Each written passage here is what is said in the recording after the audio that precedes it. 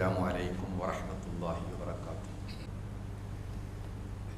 إن الحمد لله نحمده ونستعينه ونؤمن به ونتوكل عليه ونعوذ بالله من شرور أنفسنا ومن سيئات أعمالنا من يهد الله فهو المهتدي ومن يضلل فلن تجد له وليا مرشدا.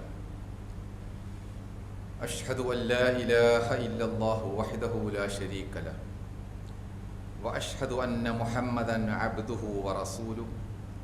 اللهم صل على محمد وعلى آل محمد كما صليت على إبراهيم وعلى آل إبراهيم وبارك على محمد وعلى آل محمد كما باركت على إبراهيم وعلى آل إبراهيم إنك حميد مجيد. يا أيها الذين آمنوا اتقوا الله حق تقاته ولا تموتن إلا وأنتم مسلمون. أعوذ بالله من الشيطان الرجيم. بسم الله الرحمن الرحيم. وإذا سألك عبادي عني فإني قريب أجيب دعوة الداعي إذا دعان فليستجيبوا لي وليؤمنوا بي ലഅല്ലഹും യർഷുദൂൻ. ബഹുമാനരായ സഹോദരി സഹോദരന്മാരെ, അല്ലാഹു നമ്മിൽ നിന്ന് പ്രതീക്ഷിക്കുന്ന രൂപത്തിൽ ഈമാനും അമലുസ്സാലിഹത്തുകളുമായി ജീവിതത്തെ ധന്യമാക്കുവാൻ നമ്മൾ ശ്രദ്ധിക്കുക, മറക്കാതിരിക്കുക.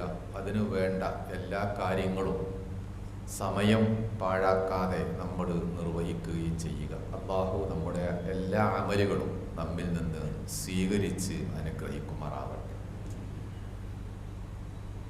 അല്ലാഹുവിനെ നമ്മുടെ ജീവിതത്തിൽ എല്ലാ സന്ദർഭത്തിലും കൂട്ടുപിടിച്ചുകൊണ്ട് ജീവിക്കുക എന്നതായിരുന്നു നമ്മൾ മനസ്സിലാക്കിയത്. അതിലൂടെ അല്ലാഹുവുമായുമുള്ള ബന്ധം നമുക്ക് ഊഷ്മളമായി നിലനിർത്താൻ പറ്റും. നാം എന്ത് ചോദിച്ചാലും അല്ലാഹു തട്ടിക്കളയുകയില്ല. അങ്ങനെയുള്ള പല നേട്ടങ്ങൾ പരലോകത്തേക്ക് എത്തുന്നതിന് മുമ്പ് തന്നെ ഈ ലോകത്ത് നമുക്ക് വേണ്ടി അല്ലാഹു നീക്കി വച്ചിട്ടുണ്ട്. അതിൽ പ്രധാനപ്പെട്ട ഒരു കാര്യം അല്ലാഹു അറിയിക്കുന്നത്, ഈ ഒരു നേട്ടം കൈവരിക്കാൻ എന്ത് ചോദിച്ചാലും അല്ലാഹു തട്ടിക്കളയുകയില്ല എന്ന ഒരു നിലവാരത്തിലേക്ക് ഈമാനുമായിട്ട് ഉയരുവാൻ ആവശ്യമായത് അല്ലാഹുവിലേക്ക് എല്ലാ സമയവും അടുത്തുകൊണ്ടിരിക്കുക എന്നതാണ്. അല്ലാഹുവിലേക്ക് അടുക്കുക എന്ന് പറഞ്ഞാൽ വളരെ എളുപ്പമുള്ള കാര്യമാണ്. എത്ര അടുത്താലും അവനിലേക്ക് നമുക്ക് ലയിക്കാൻ സാധിക്കുകയില്ല.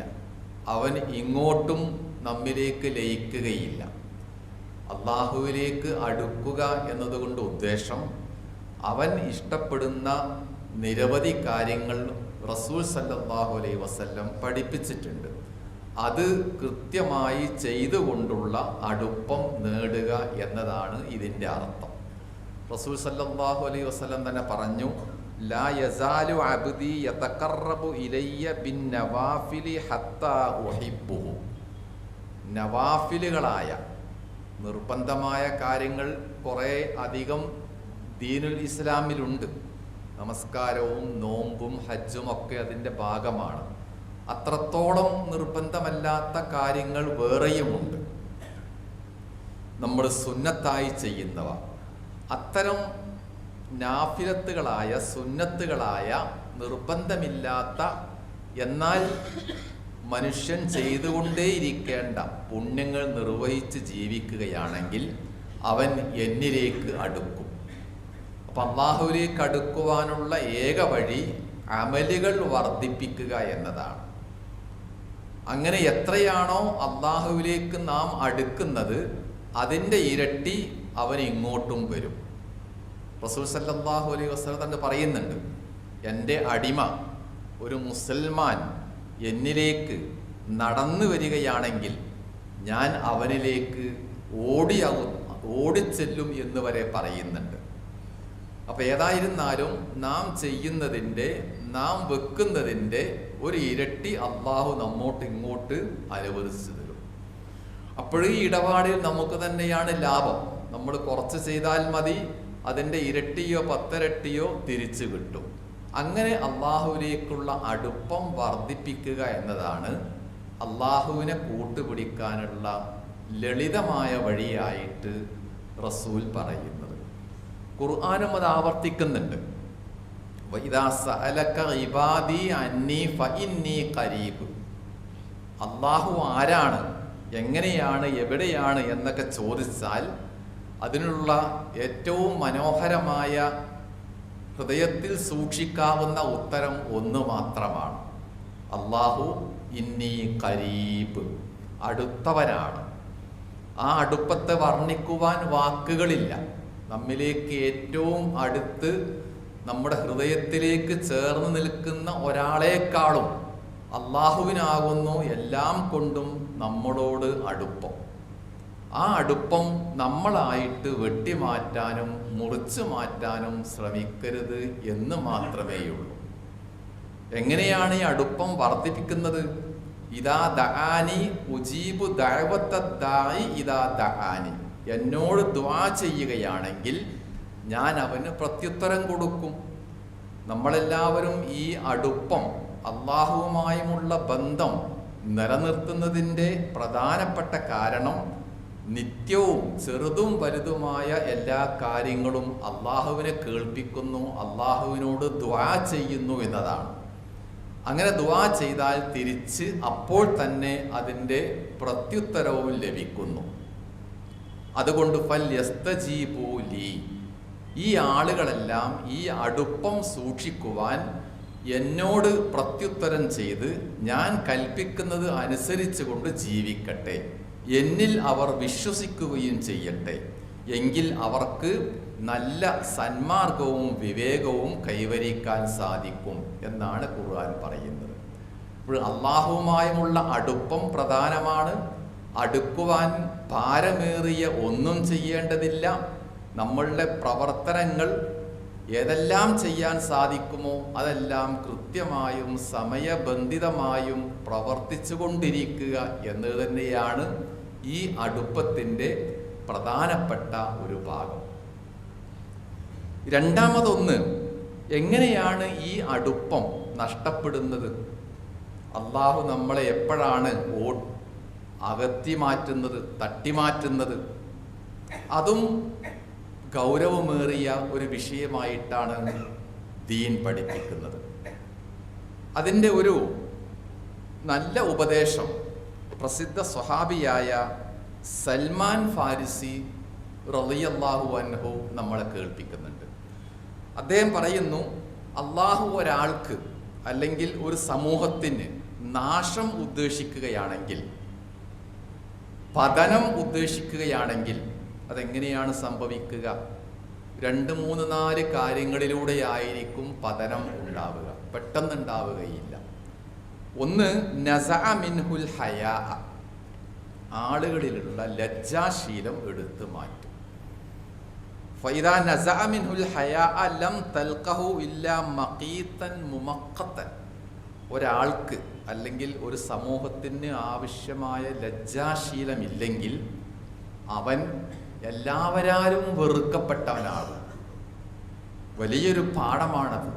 ഒരു തെറ്റുകൾ ചെയ്യുക, തെറ്റുകളെ സാരമില്ല എന്ന നിസ്സാര ഭാവത്തിലേക്ക് മനുഷ്യൻ പോവുക എന്നതിൻ്റെയൊക്കെ പ്രധാനപ്പെട്ട കാരണം, അല്ലെങ്കിൽ ഏത് ആഭാസങ്ങളും ചെയ്യുവാൻ മനുഷ്യനെ പ്രേരിപ്പിക്കാനുള്ള ഒന്നാമത്തെ വിദ്യ എന്താണ്? ലജ്ജ അവനിൽ നിന്നും മാറ്റുക എന്നതാണ്. നാട്ടിൽ നടക്കുന്ന എല്ലാ പരിപാടികളും നമ്മൾ നോക്കുക. DJ പാർട്ടി, വിവാഹരംഗത്തുള്ള വളരെ ആഭാസകരമായ സന്ദർഭങ്ങൾ, മറ്റു വേണ്ടാത്തരങ്ങൾ, അങ്ങനെ നമ്മുടെ വികാരത്തിനും വിശ്വാസത്തിനും ഒരിക്കലും പൊരുത്തപ്പെടാത്ത, വളരെ പൈശാചികമെന്ന് നമുക്ക് തോന്നുന്ന, എന്നാൽ നാവെടുത്ത് പറയാൻ സാധിക്കാത്ത പല കാര്യങ്ങളും എങ്ങനെയാണ് വളർന്നു വരുന്നത്? ഇദ്ദേഹം പറഞ്ഞതാണ്, നസഅ മിൻഹുൽ ഹയാ, ലജ്ജാശീലം ഒഴിവാക്കിയാൽ മതി. മനുഷ്യൻ്റേതായ ഒരു ഹയാ അള്ളാഹു കൊടുത്തിട്ടുണ്ട്. അത് ഈമാനിൻ്റെ കൂടി ഭാഗമാണ്. ഈ ലജ്ജാശീലമില്ലെങ്കിൽ അവൻ അല്ലെങ്കിൽ അവർ എല്ലാവരാലും വെറുക്കപ്പെട്ടവനാകും. അതാണ് അള്ളാഹുവിൽ നിന്ന് അകന്നു പോകുന്ന ഒന്നാമത്തെ ഘട്ടം. പിന്നീട് അദ്ദേഹം പറയുന്നത് വൈദാക്കാന മഖീത്തൻ മുമക്കത്തൻ നസഅ മിൻഹുൽ അമാന. ലജ്ജാശീലം നഷ്ടപ്പെട്ടു പോയാൽ രണ്ടാമതായി നഷ്ടപ്പെടുന്നത് അമാനത്താണ്, ഉത്തരവാദിത്വ ബോധം. മനുഷ്യനെ അള്ളാഹു ഭൂമിയിലേക്ക് പറഞ്ഞയച്ച് തന്നെ അമാനത്തോടു കൂടെയാണ്.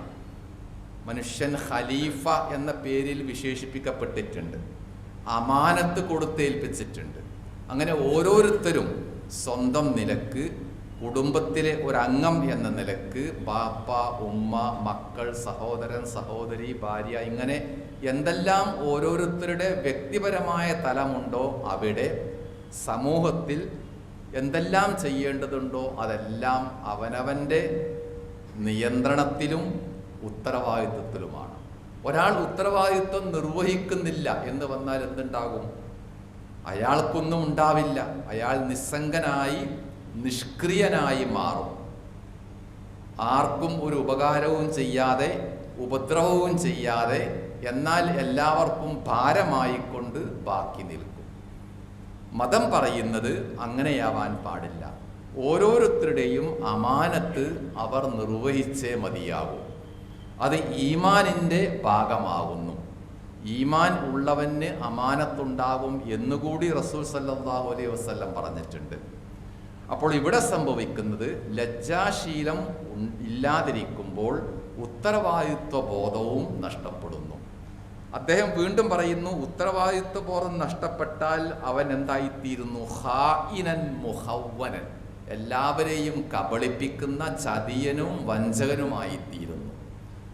അങ്ങനെ ചതിക്കുവാനും കബളിപ്പിക്കുവാനുമുള്ള മനസ്സാണ് അയാൾക്ക് ബാക്കി നിൽക്കുന്നത് എങ്കിൽ നസഅ മിൻഹുർ റഹ്മ, കാരുണ്യം അയാളുടെ മനസ്സിൽ നിന്ന് എടുത്തു മാറ്റുന്നു. അപ്പോൾ 3 പോയി. ആദ്യത്തേത് ലജ്ജാശീലം, രണ്ടാമത്തേത് ഉത്തരവാദിത്വ ബോധം, മൂന്നാമതായിട്ട് പോകുന്നത് കാരുണ്യബോധം. മനുഷ്യനെ മനുഷ്യനാക്കുന്നത് അല്പമെല്ലാം കാരുണ്യമാണ്. സ്വന്തം ആളുകളോട്, മക്കളോട്, മൃഗങ്ങളോട്, എല്ലാത്തിനോടും ഒരളവിൽ കാരുണ്യം അള്ളാഹു നമ്മുടെ മനസ്സിൽ നിക്ഷേപിച്ചിട്ടുണ്ട്. ആ കാരുണ്യം അള്ളാഹു തന്നെ എടുത്തു മാറ്റും ഈ വഴിക്ക് അവൻ തെറ്റായി ജീവിക്കുകയാണെങ്കിൽ. സ്വന്തം മക്കളെ ഉമ്മ വെക്കുവാനും താലോലിക്കുവാനും സമയം കാണാത്ത, അതിനൊന്നും താല്പര്യമില്ലാത്ത ഒരു ബാപ്പയോട് അള്ളാഹുവിൻ്റെ റസൂൽ ചോദിച്ചത്, നിങ്ങളുടെ മനസ്സിൽ അള്ളാഹു കാരുണ്യം നൽകിയിട്ടില്ലെങ്കിൽ എനിക്കെന്ത് ചെയ്യാൻ സാധിക്കുമെന്നാണ്. അപ്പോൾ അള്ളാഹുവിൻ്റെ പക്കൽ നിന്ന് അവൻ്റെ ഒരു ഗിഫ്റ്റായിട്ട് ദാനമായി കിട്ടേണ്ട റഹ്മത്തും എന്നേക്കുമായിട്ട് പടിക്ക് പുറത്തായിരിക്കും ഇത്തരം ആളുകൾക്ക്. അങ്ങനെ റഹ്മത്ത് എടുത്തു മാറ്റിയാൽ അവൻ ഫള്ളൻ വലീലൻ, വളരെ പരുഷ മനസ്സുള്ള, കഠിന മനസ്സുള്ള, പാറ പോലെയുള്ള മനസ്സുള്ള ആളായിത്തീരും. അന്നേരം നസഅ റിബ്ഖത്തൽ ഈമാൻ മിൻ ഉനുഖിഹി, അവൻ്റെ പെരടിയിൽ നിന്ന് ഈമാൻ എന്ന കെട്ടുകയറ് താനെ അഴിഞ്ഞു പോകും. ആ ഈമാനും നഷ്ടപ്പെടുന്നതോടുകൂടെ പിശാച് ഇല്ലാ ശൈത്താനൻ ലഈനൻ മൽഊനൻ, 5ാമത്തെ ഘട്ടത്തിൽ അവൻ ആയിത്തീരുന്നത് എല്ലാവരാലും ശപിക്കപ്പെട്ട പിശാചിൻ്റെ സ്ഥാനത്തായിരിക്കും. നോക്കൂ, നാം എങ്ങനെയാണ് ഒരാൾ അള്ളാഹുവിൻ്റെ പിടിവള്ളിയിൽ നിന്നും അകന്നകന്നകന്ന് അള്ളാഹുവിൻ്റെ കരങ്ങളിൽ നിന്ന് പുറത്തുപോയി അവൻ്റെ എല്ലാ അർത്ഥത്തിലും ആട്ടി അകറ്റപ്പെട്ടവനായി മാറുന്നത് എന്നതാണ് ഈ സൽമാൻ റളിയല്ലാഹു അൻഹു നൽകുന്ന ഉപദേശത്തിൻ്റെ ചുരുക്കം. ആദ്യമായിട്ട് ലജ്ജാശീലം പോകുന്നു, രണ്ടാമതായിട്ട് ഉത്തരവാദിത്വം നഷ്ടപ്പെടുന്നു, മൂന്നാമതായി കാരുണ്യ ബോധം പോകുന്നു, അതോടുകൂടെ 4ാമതായി ഈമാനും പോകുന്നു, 5ാമതായി അവൻ എന്നേക്കും പിശാചിൻ്റെ കൂട്ടുകാരനായി മാറുകയും ചെയ്യുന്നു. നാം ആദ്യം പറഞ്ഞ എല്ലാ ചെറിയ പ്രവർത്തനങ്ങളിലൂടെ പോലും അള്ളാഹുവിലേക്ക് അടുക്കുക എന്നതിൻ്റെ നേരെ മറുഭാഗമാണ് രണ്ടാമത് പറഞ്ഞ സൽമാൻ റളിയല്ലാഹു അൻഹുവിൻ്റെ ഉപദേശത്തിലൂടെ നാം മനസ്സിലാക്കേണ്ടത്. അപ്പോൾ ഈമാനിൻ്റെ പരിധിയിൽ വരുന്ന, ഈമാനിൻ്റെ പട്ടികയിൽ നമുക്ക് പറയാവുന്ന എല്ലാ കാര്യങ്ങളും, അത് ആരാധനകളും നല്ല ചിന്തകളും വാക്കുകളും സ്വഭാവ ഗുണങ്ങളും പെരുമാറ്റശീലങ്ങളും മര്യാദകളും ഒക്കെ ഒന്നിനൊന്ന് അള്ളാഹുവിൻ്റെ പക്കൽ വിലപ്പെട്ടതാണ്. ആ നിയ്യത്തോടു കൂടെ നാം ചെയ്യുകയാണെങ്കിൽ, ഇതിലൂടെ അള്ളാഹുവിൻ്റെ ഖുർബത്ത്, സാമീപ്യം എനിക്ക് വേണമെന്ന് നാം ആഗ്രഹിക്കുകയാണെങ്കിൽ, തീർച്ചയായും ഓരോ ദിവസവും ഒരിഞ്ചെങ്കിലും നമുക്ക് അള്ളാഹുവിലേക്ക് അടുക്കുവാൻ കഴിയും. അങ്ങനെ അടുത്താലുള്ള ഗുണമെന്താണ്? അത് വെറുതെയാവുകയില്ല. റസൂൽ പറയുന്നു, വലഇൻ സഅലനീ ലഉഅതിയന്നഹു, എൻ്റെ അടിമ എന്താണോ ചോദിക്കുന്നത് അത് അപ്പോൾ തന്നെ ഞാൻ കൊടുത്തിരിക്കും. വലഇൻ ഇസ്തആദ ലീ ബി ലഉഈദന്നഹു, എന്നോട് അവൻ അഭയം ചോദിക്കുകയാണെങ്കിൽ ഞാൻ അവന് സുരക്ഷയും അഭയവും നൽകിയിരിക്കും. അപ്പം മനുഷ്യന് നമ്മുടെ ഭൗതികമായ സംവിധാനങ്ങൾ കൊണ്ടൊന്നും ലഭിക്കാത്ത, അതിൻ്റെയും അപ്പുറത്തുള്ള അഭയവും സുരക്ഷയും ലഭിക്കുന്നത് അള്ളാഹുവിൽ നിന്നാകുന്നു, അള്ളാഹുവിൽ നിന്ന് മാത്രമാകുന്നു. അതിലേക്കുള്ള എളുപ്പവഴിയായിരിക്കണം മുസ്ലിമായി ജീവിക്കുന്ന ഈ കാലയളവിൽ അള്ളാഹു എന്നെ സ്വീകരിക്കണം, എന്നോട് വെറുക്കാൻ പാടില്ല എന്നാഗ്രഹിക്കുന്ന മനസ്സോടുകൂടെ നമ്മൾ നിർവഹിക്കേണ്ടത്, ചെയ്യേണ്ടത്. അതുകൊണ്ട് നമുക്ക് ജീവിതം പ്രകാശപൂരിതമാക്കാൻ പറ്റുകയും ചെയ്യും. അത് നാം ശ്രദ്ധിക്കുക. അള്ളാഹു നമ്മയെല്ലാം എല്ലാത്തരം ഖൈറും ബറക്കത്തും നൽകി എല്ലാ പ്രയാസങ്ങളിൽ നിന്നും ബുദ്ധിമുട്ടുകളിൽ നിന്നും രക്ഷിച്ച് അനുഗ്രഹിക്കുമാറാവട്ടെ. അൽഹംദുലില്ലാഹി റബ്ബിൽ ആലമീൻ വൽ ആഖിബത്തു ലിൽ മുത്തഖീൻ നുസല്ലി വനുസല്ലിമു അലാ നബിയ്യിന മുഹമ്മദിൻ വഅലാ ആലിഹി വസഹ്ബിഹി അജ്മഈൻ. ഇത്തഖുല്ലാഹ ഇബാദല്ലാഹ്. അല്ലാഹുവുമായുമുള്ള ഇടപാടുകളിൽ മൂന്നാമതായി ഒരു കാര്യം റസൂലുള്ളാഹി സ്വല്ലല്ലാഹു അലൈഹി വസല്ലം ഉണർത്തുന്നത് അള്ളാഹുവിനെ പറ്റിയുള്ള ഭയപ്പാടും അവനെപ്പറ്റിയുള്ള പ്രതീക്ഷയും നിറഞ്ഞ മനസ്സോടുകൂടെ ജീവിക്കുക എന്നതാണ്. ഒരു സംഭവത്തിൻ്റെ പശ്ചാത്തലത്തിലാണ് റസൂലുള്ള ആ കാര്യം നമ്മളെ കേൾപ്പിക്കുന്നത്. അസുഖമായിട്ട് മരണത്തോട് അടുത്ത് നിൽക്കുന്ന ഒരു യുവാവിനെ ഒരിക്കൽ അദ്ദേഹം കാണാൻ പോയി. റസൂൽ ചോദിച്ചു, കൈഫ തജിദുക, നിനക്കിപ്പോഴും എന്താണ് അനുഭവപ്പെടുന്നത് എന്ന് ചോദിച്ചു. രോഗിയായ മരണത്തിൻ്റെ വക്കിലുള്ള ആ യുവാവ് പറഞ്ഞു, അർജുല്ലാഹ, എനിക്ക് അള്ളാഹുവിനെ പറ്റി നല്ല പ്രതീക്ഷയാണ്. വലിയൊരു വാക്കാണത്. അള്ളാഹുവിനെ പറ്റി നല്ല പ്രതീക്ഷയാണ് എനിക്ക്. ഏതാനും സെക്കൻഡുകൾ മാത്രമാണ് ബാക്കിയുള്ളത്, എന്നാൽ പോലും പ്രതീക്ഷ ഒട്ടും കുറവില്ല. അതേസമയം വ അഹാഫു അലാ ദുനൂബി, മറുഭാഗത്ത് എൻ്റെ തെറ്റുകൾ, അബദ്ധങ്ങൾ, പാകപ്പിഴവുകൾ, അതിനെപ്പറ്റി പേടിയും എനിക്കുണ്ട്. സ്വാഭാവികമായി ഒരു മനുഷ്യൻ്റെ മനസ്സിലുണ്ടാകുന്ന രണ്ട് വികാരങ്ങളാണത്. തൻ്റെ കഴിഞ്ഞുപോയ ഇന്നലകളെപ്പറ്റി ചിന്തിക്കുമ്പോഴുള്ള ആശങ്കകൾ, വെപ്രാളം, ജാഗ്രത, ഭയപ്പാട്, അതെങ്ങനെയായിരുന്നാലും നമ്മെ വേട്ടയാടിക്കൊണ്ടിരിക്കും. എന്നാൽ അതിനെയും അതിജീവിക്കാൻ കഴിവുള്ള ഒരേ ഒരു ഘടകം പ്രതീക്ഷയാണ്. അള്ളാഹു എന്നെ കൈപിടിയുകയില്ല. ഈ യുവാവ് മരിക്കാൻ നേരത്ത് പ്രതീക്ഷിച്ച പോലെ ഇത് രണ്ടും അള്ളാഹുവിലേക്കുള്ള വഴിദൂരം കുറക്കും.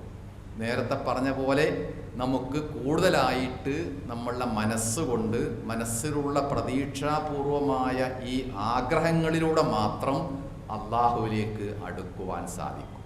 അപ്പം അള്ളാഹുവിനെ പറ്റിയുള്ള പ്രതീക്ഷയും അവൻ തന്നെ കൈവടിയുകയില്ല എന്ന ധൈര്യവുമാണ് ജീവിതത്തിൽ നമുക്ക് എല്ലാത്തിനും അത്താണി. നമ്മളൊരു കാര്യം ചെയ്യുകയാണെങ്കിൽ പരാജയപ്പെട്ടാലും എത്രയെത്ര ചെയ്തിട്ടും ഫലം കാണുന്നില്ല എങ്കിലും പിന്മാറാതിരിക്കാൻ, വീണ്ടും മുന്നോട്ട് പോകുവാൻ നമ്മൾക്ക് പ്രചോദനമെന്താണ്? ഈ യുവാവ് പറഞ്ഞ അർജുല്ലാഹ, അള്ളാഹുവിൽ എനിക്ക് പ്രതീക്ഷയുണ്ട് എന്നതാണ്. എല്ലാ കാര്യങ്ങളും ആദ്യത്തെ, രണ്ടാമത്തെ, മൂന്നാമത്തെ തവണ നമുക്ക് ലഭിക്കണമെന്നില്ല. കുറേ കാത്തിരിക്കേണ്ടി വരും. ഒരു ചുറ്റിക, ഒരു വലിയ ഹാമർ എടുത്തുകൊണ്ട് കല്ല് അടിക്കുന്ന, പൊട്ടിക്കുന്ന ഒരാളെ നമ്മൾ ശ്രദ്ധിക്കുക. ഒരടി അടിക്കുന്നു, പൊട്ടുന്നില്ല. 2, 3, 4, 5 തവണ അടിക്കുന്നു, കല്ല് പൊട്ടുന്നില്ല. 6ാമത്തെ അടിക്കാണ് കല്ല് പൊട്ടുന്നത്. അതിൻ്റെ അർത്ഥം ഈ 5 അടിയും വെറുതെയായോ? ഉപയോഗശൂന്യമാണോ? അല്ല. ആ 5 അടിച്ചത് കൊണ്ടാണ് 6ാമത്തെ തന്നെ കല്ല് പൊട്ടിയത്. ഇതുപോലെ തന്നെയാകുന്ന നമ്മുടെ എല്ലാ അമലുകളും ഒരിക്കൽ 2 വട്ടം 3 വട്ടം ചെയ്തതുകൊണ്ട് ലഭിക്കണമെന്നില്ല. അവസാനത്തെ ഒരു തവണയുണ്ട്, അത് അപ്പോഴേ നിർവഹിക്കാൻ പറ്റുകയുള്ളൂ. 6ാമത്തെ അടി ആദ്യമായിട്ട് അടിക്കാൻ പറ്റുകയില്ല, അത് 6ാമതേ ചെയ്യുകയുള്ളൂ. ആ രൂപത്തിൽ പ്രതീക്ഷയാണ് അർജുല്ലാഹ എന്ന് പറഞ്ഞ ഈ സ്വഹാബി പറഞ്ഞ ഈ പ്രതീക്ഷയാണ് എത്രയും നമുക്ക് മുന്നോട്ട് പോവാൻ പ്രേരണയും പ്രചോദനവുമാവേണ്ടത്. അങ്ങനെ മുന്നോട്ട് പോകുമ്പോൾ 2 കാര്യമാണ് നേടുന്നത്. ഒന്ന്, ഈ പ്രതീക്ഷിച്ച കാര്യം എന്നെങ്കിലുമായിട്ട് നമുക്ക് ലഭിക്കും.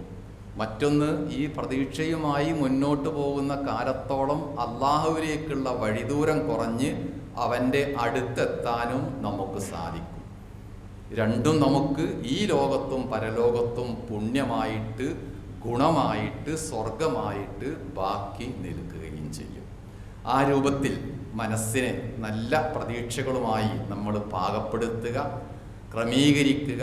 എത്രയെത്ര അധ്വാനങ്ങൾ പാഴായിപ്പോയാലും ഒരു ദിവസം നമുക്ക് വേണ്ടി, എനിക്ക് വേണ്ടി അള്ളാഹു റിസർവ് ചെയ്തിട്ടുണ്ട് എന്ന് നമ്മൾ മറക്കാതിരിക്കുക. ആ പ്രതീക്ഷ നമ്മുടെ കണ്ണുകൾക്ക്, നമ്മുടെ മനസ്സിന്, വിചാരങ്ങൾക്ക് കൂടുതൽ പ്രകാശമേകും, ശക്തി പകരുകയും ചെയ്യും. അള്ളാഹു നമ്മയെല്ലാം അനുഗ്രഹിക്കുമാറാവട്ടെ. എല്ലാവിധ തൗഫീക്കിലും അനുഗ്രഹത്തിലും അള്ളാഹുവിൻ്റെ പ്രത്യേകമായ ബർക്കത്തിലും ജീവിക്കുവാൻ പടച്ചവനെ നീ ഞങ്ങളെയൊക്കെ തൗഫീക്ക് നൽകി അനുഗ്രഹിക്കണമേ. നമ്മുടെ കൂട്ടത്തിൽ ചികിത്സയിലുള്ള പലരുമുണ്ട്. ഒരു യുവാവ് കഴിഞ്ഞ ദിവസം സ്ട്രോക്കായിട്ട് ചികിത്സയിലാണ്. മറ്റൊരു പിഞ്ചു കുഞ്ഞ് ക്യാൻസർ ചികിത്സയിലാണ്. വേറെയും രോഗികളുണ്ട്. എല്ലാവർക്കും പടച്ചവനെ നീ ശിഫ നൽകി ആരോഗ്യവും ആഫിയത്തും നൽകി അനുഗ്രഹിക്കുമാറാവണം. നമ്മുടെ മാതാപിതാക്കൾക്കും കഴിഞ്ഞു പോയ നമ്മുടെ സുഹൃത്തുക്കൾക്കെല്ലാം പടച്ചവനെ നീ മഗ്ഫിറത്ത് നൽകി, റഹ്മത്ത് നൽകി അനുഗ്രഹിക്കുമാറാവണം. നിന്റെ മാർഗത്തിൽ ഉറച്ചു നിൽക്കുവാനും എല്ലാ പ്രയാസങ്ങളെയും അതിജീവിച്ചുകൊണ്ട് നീ ഞങ്ങൾക്ക് കാത്തുവച്ചിരിക്കുന്ന നന്മയുടെയും എളുപ്പത്തിൻ്റെയും വഴിയിലൂടെ സഞ്ചരിക്കുവാനും പടച്ചവനെ നീ ഞങ്ങളെയെല്ലാം അനുഗ്രഹിക്കണമേ. നമ്മുടെ ആവശ്യങ്ങൾ എല്ലാം പടച്ചവനെ നീ നിർവഹിച്ച് പൂർത്തിയാക്കി തരണമേ. അല്ലാഹുമ്മ അഗ്ഫിർ ലിൽ മുഅ്മിനീന വൽ മുഅ്മിനാത്ത് വൽ മുസ്ലിമീന വൽ മുസ്ലിമാത്ത് അൽ അഹ്യാഇ മിൻഹും വൽ അംവാത്ത്. اللهم ربنا تقبل منا دعاءنا إنك أنت السميع العليم. ربنا آتنا في الدنيا حسنة وفي الآخرة حسنة وقنا عذاب النار.